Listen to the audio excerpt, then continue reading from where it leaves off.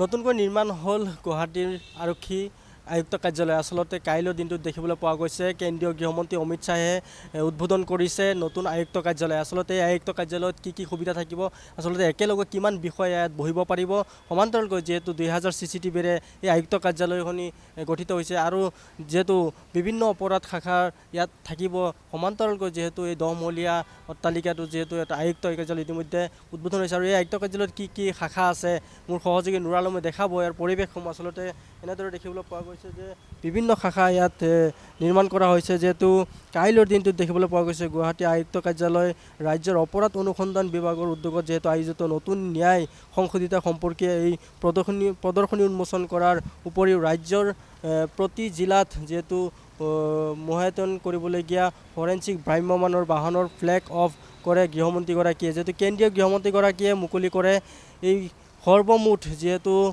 290 কোটি টকা ব্যয়েৰে নিৰ্মাণ কৰা এই প্ৰকল্পটো যিহেতু গুৱাহাটী আয়ুক্ত কাৰ্যালয়ৰ বিভাগৰ 10 মহলীয়া কাৰ্যালয়টোত যিহেতু ভৱনটো খানাপাৰাত যিহেতু 111 কোটি টকাৰ ব্যয় সাপেক্ষে নিৰ্মাণ কৰা এই ভৱনটোত যিহেতু গুৱাহাটী আৰক্ষীৰ সকলো শাখা থাকিব আৰু ইয়াত যিহেতু 400 বিষয়া বহাৰ ক্ষমতা থাকিব।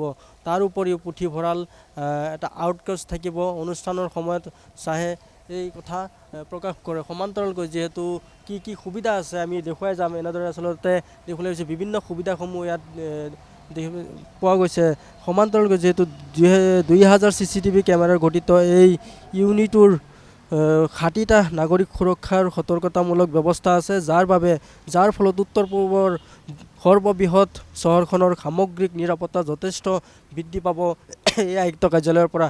যিহেতু নতুনকৈ নিৰ্মাণ হৈছে আয়ুক্ত কাৰ্যালয়খনি জনসাধাৰণৰ মাজত নতুন আইন সজাগতা সৃষ্টিৰ বাবে অসম আৰক্ষীৰ CIDৰ উদ্যোগত নবীন ন্যায় সংশোধিতাৰ ওপৰত প্ৰদৰ্শনী নতুনকৈ প্ৰণয়ন কৰাৰ আইনসমূহৰ মূল বৈশিষ্ট্য উদ্যোগত কাৰ্যকৰীকৰণ ব্যাখ্যা কৰা হয়। আৰু জিপিএছও কেপচাৰ হৈছে। ইয়াৰ পৰা প্ৰমাণিত হয় যে সকলো প্ৰমাণ ঘটনাস্থলীৰ পৰাই সংগ্ৰহ কৰা হৈছে, পাছত বনোৱা হোৱা নাই।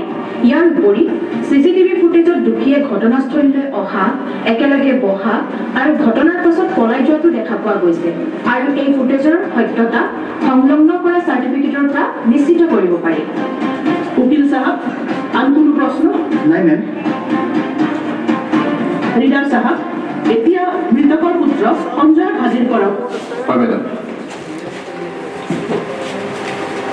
মেডাম, আমি কেতিয়া ন্যায় পাম? মই এই গোচৰৰ মূল সাক্ষী আৰু মই এতিয়াও অপৰাধীৰ দ্বাৰা হ'ব পৰা বিপদত আছো। তেওঁলোকে যিকোনো সময়ত আমাৰ ক্ষতি কৰিব পাৰে, গতিকে আমাক সোনকালে ন্যায় প্ৰদান কৰক। চিন্তা নকৰিব, আপুনি সোনকালে ন্যায় লাভ কৰিব। যিদৰে উইটনেছ প্ৰটেকশ্যন স্কিমৰ অধীনত আপোনাক সুৰক্ষা প্ৰদান কৰা হৈছে, একেদৰে আপুনি সোনকালে ন্যায় লাভ কৰিব। এই গোচৰৰ বিচাৰৰ প্ৰক্ৰিয়া সম্পূৰ্ণ হৈছে আৰু ৰায় ঘোষণা কৰা হ'ব। মজুদ আছে।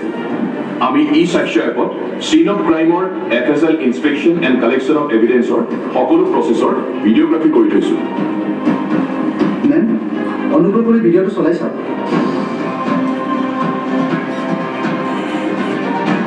এতিয়া ইন্সপেক্টৰ ইন্দ্ৰজিৎ বৰুৱা হাজিৰ কৰক। হয় মেডাম।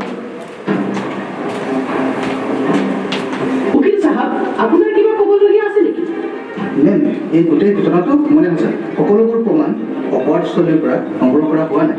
মোৰ ক্লাইণ্টক ফাণ্ডত পেলাবলৈ আৰক্ষীয়ে পাছত সকলো প্ৰমাণ ৰচনা কৰিছে। জব্দ কৰা সকলো প্ৰমাণ মিছা, কোনো ইণ্ডিপেণ্ডেণ্ট উইটনেছো নাই। সাহেব, আপুনি কওক। জয় হিন্দ মেম। প্ৰমাণৰ সমগ্ৰ ৰেকৰ্ডিং সাক্ষ্যৰ জৰিয়তে কৰা হৈছে। ইয়াৰ উপৰিও অভিযুক্তৰ বিৰুদ্ধে আগতেও গোচৰ ৰুজু হৈ আছে, যিটো নাফিছ আৰু ICJSৰ ৰেকৰ্ডৰ পৰা নিশ্চিত কৰা হৈছে।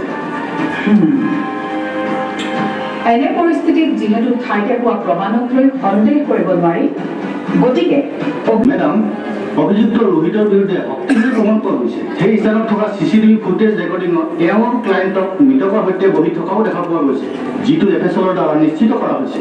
ঘটনাস্থলীত পোৱা অন্য সংহিতাৰ ওপৰত এখন আমি এক্সিবিশ্যন ৰাখিছোঁ CID অসমৰ ফালৰ পৰা। ইয়াতে আমি এখন লাইভ থিয়েট্ৰিকেল প্ৰেজেণ্টেশ্যন ৰাখিছোঁ। সেইটোৰ জৰিয়তে আমি যি নতুন প্ৰভিজনছ আহিছে পাব্লিকক সেইটোৰ বিষয়ে এৱাৰনেছ ক্ৰিয়েট কৰাৰ কাৰণে ৰখা হৈছে। ইয়াত আমাৰ EFIR পৰা আপোনাৰ প্ৰজিকিউশ্যন, FSL, ফৰেনচিক এভিডেন্স কালেকশ্যন গোটেইখিনি আমাৰ প্ৰদৰ্শনীত দেখুওৱা হৈছে। 2 জানুৱাৰীলৈকে চলি থাকিব 11টা বজাৰ পৰা 4টা বজালৈকে। আমাৰ ইয়াত Q&A ছেশ্যন আছে আৰু লগতে চাইবাৰ ক্ৰাইম ৰিপৰ্টিং চেণ্টাৰ এটাও ৰখা হৈছে। চাইবাৰ ক্ৰাইম যিহেতু এতিয়া বৃদ্ধি হৈছে, সেইটোৰ কাৰণে এৱেৰনেছ ক্ৰিয়েশ্যনৰ কাৰণে ইটো এণ্ডত আমাৰ ৰখা হৈছে এটা চেণ্টাৰ। বিশেষকৈ কোনখিনি ইয়াতে চোৱাৰ বাবে আপোনালোকে অনুমতি প্ৰদান কৰিছে? আমাৰ এই অনুষ্ঠানটি যিটো আমাৰ লাইভ ড্ৰামা যিটো হৈ আছে থিয়েট্ৰিকেল প্ৰেজেণ্টেশ্যন সেইটো, আৰু এইফালে আছে আপোনালোকে চাব পাৰে, সেইফালে আপোনাৰ Q&A আৰু চাইবাৰ ক্ৰাইম ৰিপৰ্টিং চেণ্টাৰটো আছে।